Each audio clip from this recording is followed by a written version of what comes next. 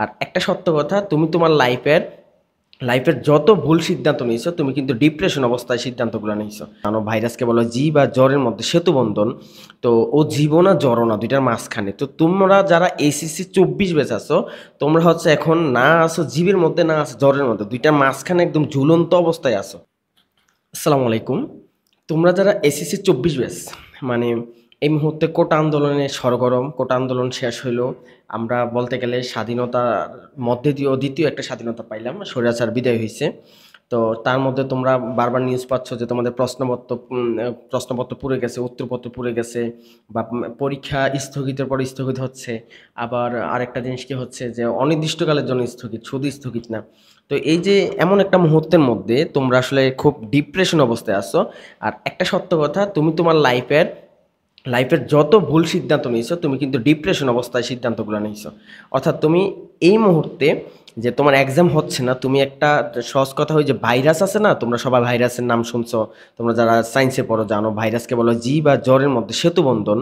তো ও জীবন আর জ্বরও না, দুইটার মাঝখানে। তো তোমরা যারা এসএসসি 24 ব্যাচ আছো, তোমরা হচ্ছে এখন না আছো জীবের মধ্যে, না আছো জ্বরের মধ্যে, দুইটার মাঝখানে একদম ঝুলন্ত অবস্থায় আছো। তোমরা কোন দিকে যাবে এটা নিয়ে দ্বিধাদ্বন্দ্বে আছো। আর এই মুহূর্তে সত্য কথা বলতে, কিছু কোচিং সেন্টার যেহেতু এতদিন ওরা পারে নাই, যে আন্দোলনের কারণে দেখা গেছে কেউ যদি এখন নিজের কোচিংয়ের ভর্তি কার্যক্রমের পোস্টগুলো করে বা এগুলো স্পন্সর করে, তাহলে দেখা গেছে পোলাপান ধোলাই দিয়ে দিবে, সত্য কথা যেটা। যার কারণে ওরা আন্দোলনের পক্ষে ছিল, আন্দোলনের পক্ষে অনেক পোস্ট টোস্ট করছে। যেদিনই হচ্ছে স্বৈরাচার পতন হয়েছে, তারপর থেকে কিন্তু আবার তোমাদের শুরু হয়ে গেছে যে আর মাত্র সিট সংখ্যা আছে 100টা। আজকে রাত্রে 12টার মধ্যে আমাদের ওই ব্রাঞ্চে হচ্ছে তোমাদের সিট সংখ্যা ফুল ফিল আপ হয়ে যাবে, তোমরা আর ভর্তি হইতে পারবা না। তারপরে আরও কি কি 5,000 টাকা ছাড়ে ভর্তি চলছে, 1,000 টাকা ছাড়ে ভর্তি চলছে। আমাদের গত বছরের সাফল্য এততম এততম এই মুহূর্তে শুরু করে দিছে। তো নর্মালি হচ্ছে, আমি পোলাপানকে একটা কথা বলি, তুমি যদি বেঁচে থাকো তাহলে তোমার পেটে খাবারের কোনো দিন অভাব হবে না।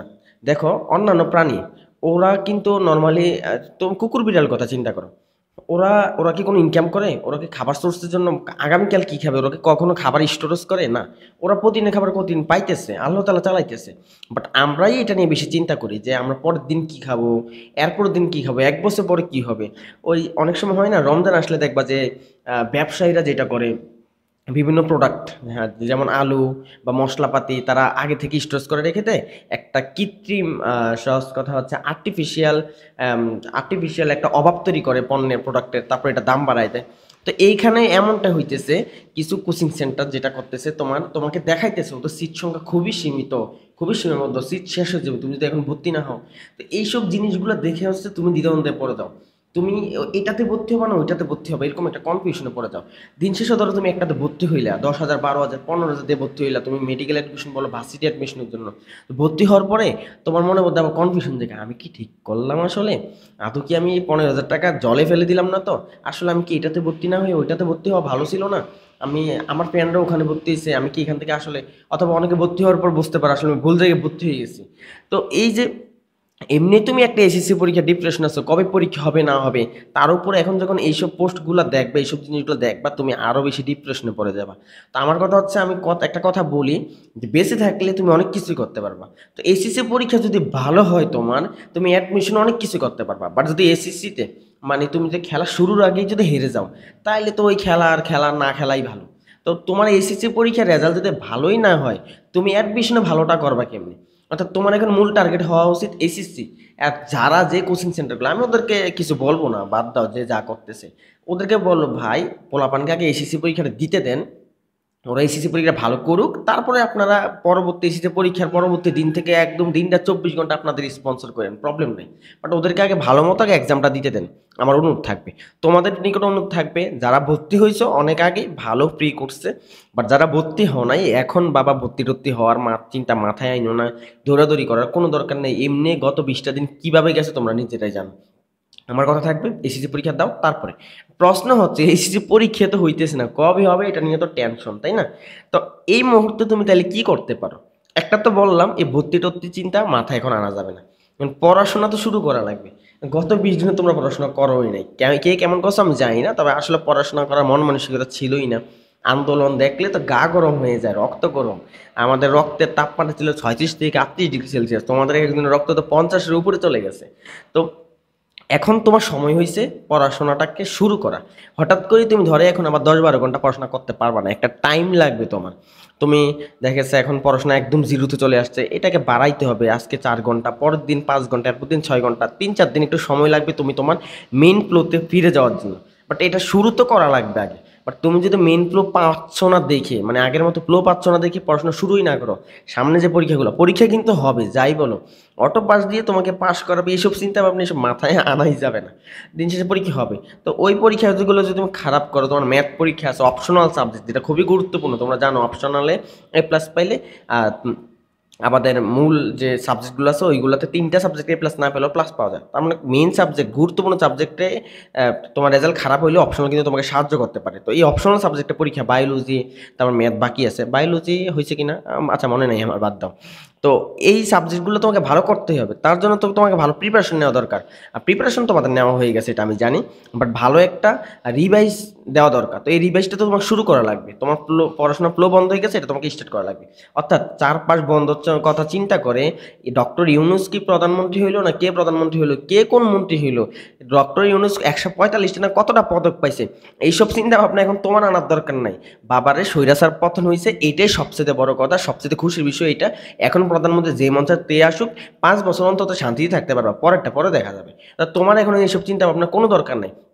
তোমার দরকার যে সাবজেক্টগুলো আছে বাকি আছে এগুলাতে ভালো রেজাল্ট করার জন্য আগের যে ফ্লোটা ছিল ওই ফ্লোটা ফেরত আনা। তোমার দেশের পরিস্থিতি এখন কোন দিকে যাওয়ার দরকার নেই। এতদিন একটা টেনশন ছিল যে হ্যাঁ ও পতন হবে না হবে না, যদি না হয় আমি জনি যে হারে পোস্ট করছি আমার যে কি অবস্থা হইতো। তো এইসব চিন্তা ভাবনা এখন তার দরকার নেই, এখন তো পতন হয়ে গেছে। মানে তোমার এখন আসল কি জিনিসটা দরকার, তোমার পড়াশোনা ফ্লো আনা। এখন আনবাটা কেমনে, সমস্যা হইতেছে তুমি এখন পড়াশোনা করতে পারবা না, তোমার মন চাইবে না পড়াশোনা করতে, বইটা নিয়ে তো বসতে মন চায় না। এই জন্য পড়াশোনায় ফ্লো আনার জন্য আমি একটা ভালো উপদেশ দিই, যদি কারো কাছে জিকে বই থাকে, জিকে জিকে বই পড়া স্টার্ট করো। জিকে বই, সত্য কথা যেটা, যদি না থাকে একটা জিকে বই কিনো। মেডিকেলের জন্য সবচেয়ে ভালো জিকে বই আমি যদি বলি, দুইটা বইয়ের কথা বলি। একটা হচ্ছে রেটিনার যে জিকে ডাইজেস্ট বইটা আছে, রেটিনা কিন্তু কোচিং সেন্টার ভর্তি না হলে বইটা দেয় না, কিন্তু জিকে বই কিন্তু আবার দেয়। অন্যান্যগুলো ফিজিক্স কেমিস্ট্রি দেয় না, জিকে আর ইংরেজি বইগুলো দেয়, মানে বিক্রি করে, ওইটা কিনতে পারো। অথবা আমি যেটা পড়ছিলাম সেটা হচ্ছে জয়কলির মেডিকেল কোর্স। জয়কলির সব বই ফালতু, সত্য কথা, আমি কারো ভয় পাই না, যা সত্য তাই বলবো। কিন্তু জয়কলের মেডিকেল কোর্স বই আর জয়কলের মডেল টেস্ট বই, এই দুইটা সেরা বই। দেখো একটা কোচিং সেন্টার সব কিছু একদম যেমন ভালো হয় না, একটা পাবলিকেশনের সব বই ভালো হবে না, এটা বাস্তবতা। ওই দুইটা বই ভালো। তো তুমি যে কোনো একটা জ্ঞান কোর্স বা যে কোনো একটা জিকে বই থাকলে হলো। জিকে বই পড়তে গেলে, নতুন পড়া পড়তে গেলে, জিকের এই যে ধরো তোমার আদিম গোষ্ঠী, ক্ষুদ্রনী গোষ্ঠী আছে, পাহাড় পর্বত আছে, তারপরে বাংলাদেশের জনসংখ্যা আছে, ক্রিকেট আছে, বা বিভিন্ন তথ্য, এগুলো পড়তে গেলে, মুক্তি দুনিয়া পড়তে গেলে তোমার দেখবা একটা মানে ইয়ে পাওয়া যায়, নতুন জিনিস জানতেছি। বাংলাদেশের সবচেয়ে বড় পাহাড় হচ্ছে গারো পাহাড়, সবচেয়ে বড় পর্বত হচ্ছে তাজিংডং বিজয়, এগুলো পড়তে গেলে একটু অন্যরকম ভালো লাগা কাজ করে।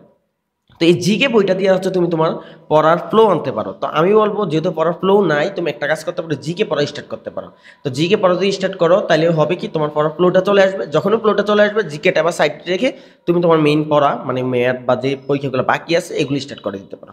এই হচ্ছে তোমার প্রতি আমার যে একটা দিক নির্দেশনা। দ্বিতীয় হচ্ছে এই এখন বর্তমানে বহির্বিশ্বের কি খবর এটা থেকে দূরে থাকার জন্য অনুগ্রহ করে আমার মতামত থাকবে, ফেসবুক ইউটিউব এগুলো থেকে একটু বিদায় নাও, একটু দূরে থাকো। এইগুলোর প্রতি এখন বর্তমানে আকর্ষণের কোনো দরকার নাই, যত পরিমাণ বিকর্ষণ করো।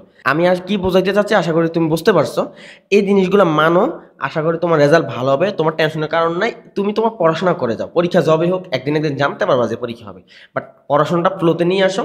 ফ্লোতে নিয়ে এসে দেখো তুমি সবচেয়ে ভালো রেজাল্ট করবা। আর যারা এখনো পইরা দেশে ওই যে খালি নিউজ দেখতেছো, 18 বাংলা নিউজ, যমুনা নিউজ, এই নিউজ কোনটা কত মিলিয়ন ভিউজ হয়েছে, ভারতের রিপাবলিক বাংলা হিন্দুদেরকে নিয়ে মানে বাংলাদেশ মুসলমান হিন্দুর মাঝে একটা গুতাগুতি লাগাই দিতেছে, এইগুলো দেখে দেখে তুমি তোমার জীবন নষ্ট করার কোনো দরকার নেই। এখন বর্তমানে কোটা আন্দোলন শেষ হয়েছে, 95%-এর উপর কোটা আসছে, এখন তোমার কোনো চিন্তা নাই, মেধাবীদের জয় এখন হবেই, হয়েছে, হবে, ভবিষ্যতে হবে। তার মানে তুমি যে পড়াশোনা করলে কিছুই পাবা না, সব যে এতদিন মুক্তিযোদ্ধাদের দখলে চলে যেত, এই জিনিসটা এখন হচ্ছে না। তাহলে তোমার তো এখন যে পড়াশোনা করলাম কিছুই পাবো না, এইসব চিন্তা তার করা লাগতেছে না। তার মানে এখন কি তোমার পড়াশোনা করা উচিত। আমিও যখন হচ্ছে বিসিএসসি প্রিপারেশন নিতে যাচ্ছিলাম তখন ভাবতেছিলাম এত কষ্ট করে পড়াশোনা করে কোনো লাভ আছে, যেখানে আমার কোটায় আছে, মেধা কোটায় আছে 56%। আর এই 56% মানে আগে যেখানে আমি 100 জনের মধ্যে 99তম বা 100তম হইলে আমি চান্স পাইতাম, ওই জায়গায় আমার এখন 56তম হওয়া লাগবে। তো এটা আমার জন্য আসলে খুবই কষ্টসাধ্য একটা বিষয়। বাট এখন তো এটা নাই, তার মানে এখন আমার পড়াশোনা শুরু করা উচিত। তোমাদের ক্ষেত্রেও তো এটা প্রযোজ্য। তো এখন যেহেতু প্রতিবন্ধকতা নাই, তার মানে তোমার এখনই শুরু করা উচিত, তোমার পড়ার ফ্লোটা আনা উচিত। আর এর জন্য আমি যেটা বললাম, জিকে বই, আগে সাধারণ জ্ঞান বই পড়া শুরু করো, ফ্লো আসলে ওটা সাইডে রেখে মেইন বই পড়া শুরু করো। এই হচ্ছে তোমার প্রতি আমার দিক নির্দেশনা। আশা করি তোমরা তোমাদের আগের ফ্লোতে ফিরে আসবা। তোমাদের রেজাল্ট ভালো হোক, তোমরা এসএসসি পরীক্ষা ভালো করো, সেখান থেকে একটা ভালো রেজাল্ট নিয়ে অ্যাডমিশন পরীক্ষা দাও, সেটা তো ভালো করো। সবার জন্য অনেক অনেক শুভকামনা রইল। আর আরেকটা কথা, আমাদের চ্যানেলটা সাবস্ক্রাইব করে চলে যাও, বন্ধুর সাথে শেয়ার করো, কারণ তোমাদের অনুপ্রেরণাই হচ্ছে আমাকে ভিডিও বানানোর, ভিডিও মেক করার, কাজ করার তোমাদের যে উৎসাহ, তোমরা উৎসাহ দিলে হচ্ছে আমি আরও বেশি অনুপ্রেরণা পাই। তো ভালো থাকো, সুস্থ থাকো, ইনশাল্লাহ নেক্সটে আরেকটা কোনো ভিডিও নিয়ে দেখা হবে। খোদা হাফেজ, আসসালামু আলাইকুম।